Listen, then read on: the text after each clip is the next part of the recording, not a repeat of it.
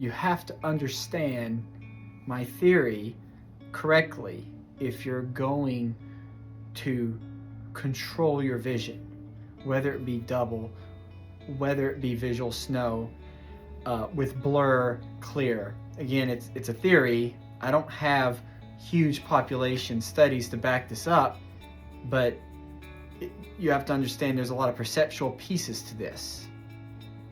And when you understand that this is a mind game with your vision, not an eye game with your vision, then you can begin to take the next step in learning a control over it. To convey what my ideas to patients is I'll use a plus lens. And the reason why is not because the plus lens, if you look back at my first video, it's because it's motion, not blur clarity.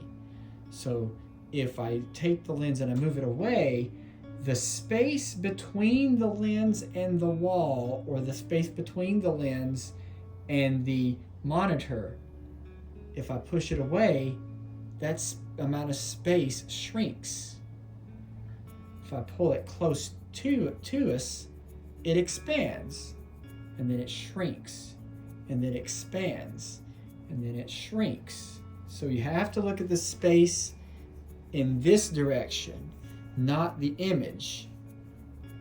So as I push it away and that space shrinks, which gives a perception that the monitor is getting closer, and then I pull it back this way and it grows.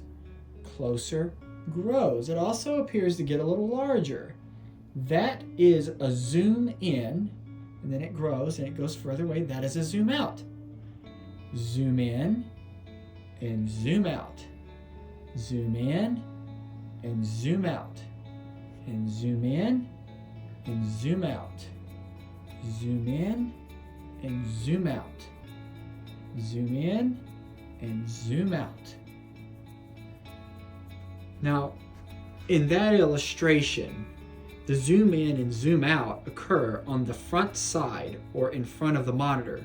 However, if we zoom in and zoom out, pay attention to the space behind the paper. Even though we may look at this grid pattern, think about the space behind.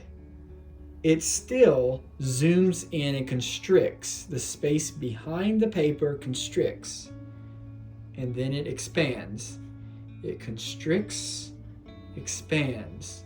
Zoom in, zoom out. Zoom in, zoom out. Zoom in, zoom out. Zoom in, zoom out. So using these lenses, I can teach someone what it looks like to zoom in and zoom out, and more importantly, what it feels like. You can't necessarily establish this with a camera, as a camera perception is different than perception through our actual vision. And when you understand what it feels like to zoom in and zoom out, and they're very proficient with that feeling, then one can begin to do the zoom in on a detail and watch it either go blurry, go double, maybe increase the number of visual snow. Maybe you can end up zooming in on your visual snow, but don't zoom in too much. Make sure you know how to zoom out.